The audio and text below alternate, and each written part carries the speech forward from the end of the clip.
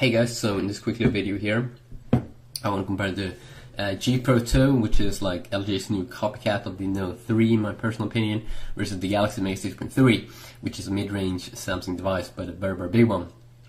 And the G Pro 2 is also bigger. It's bigger than like the Note 3, so why not compare these? So this one is 5.9 inch, this one is 6.3 inch, and I have that one, and it kind of looks badass, I would say.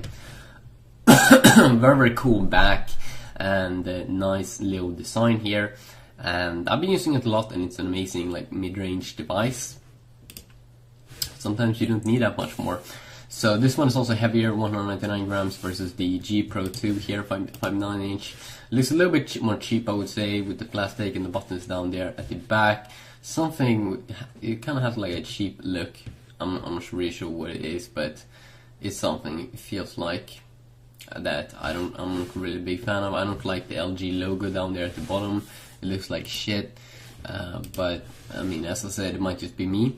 You get only 7, and so let's start to begin to talk these. 720p display here versus a 1080p display on the G Pro 2. Now, first of all, the pixel, I mean, it's amazing pixel rate on both. You will get a little bit better pixel core density here, or way better pixel density here on the G Pro 2, but I mean, if you look at it on the phone from a normal distance, you're not gonna notice a lot. And then of course you get like an SC LCD display here on the Mega, and it's not even close as good as the AMOLED displays on like an S4 and stuff, but it's really not that bad. It's pretty good display still.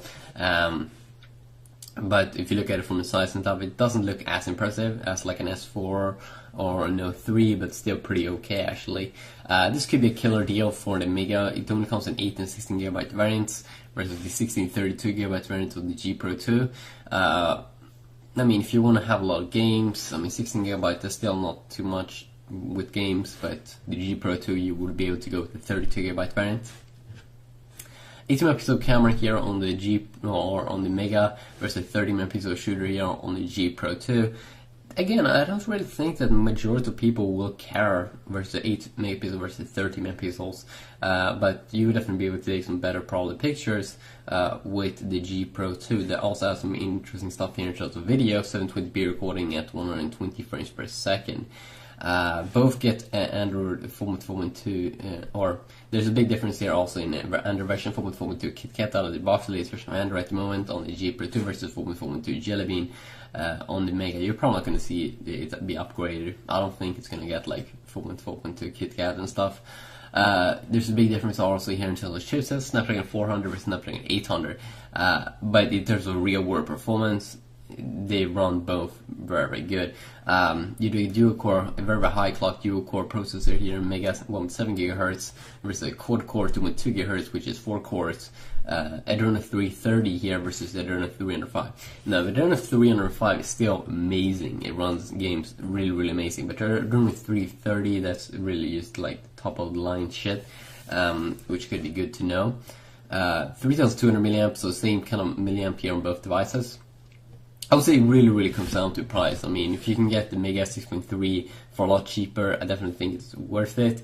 It's also better or bigger, a little bit bigger there, and I'm using it a lot, and I think it's an amazing phone.